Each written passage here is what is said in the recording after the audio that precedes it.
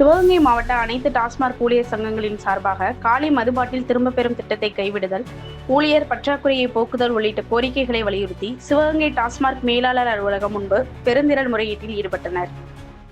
23 வருடங்களாக தொடர்ந்து நாங்கள் விடுமுறையே இல்லாமல் இரவு பகலாக கஷ்டப்பட்டு அரசுடைய கஜானாவுக்கு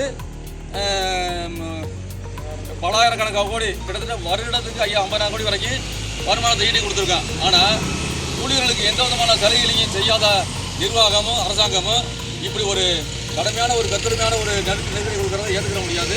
அதனால் தொடர் இந்த நடவடிக்கையில் திரும்ப வரலைன்னா நாங்கள் அனைவரும் தொடர் விடுப்பு எடுத்து பணிக்கு செல்லாமல் எந்த நடவடிக்கைகளையும் நிறுத்தி வைக்கிறதுக்கான கடுமையான நடவடிக்கை எடுப்போம்னு சொல்லி கேட்டுக்கிட்டு முடிச்சுக்கிறேன்.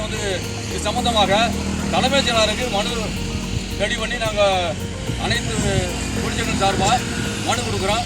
இதில் உரிய நடவடிக்கை எடுக்கணும்னு சொல்லி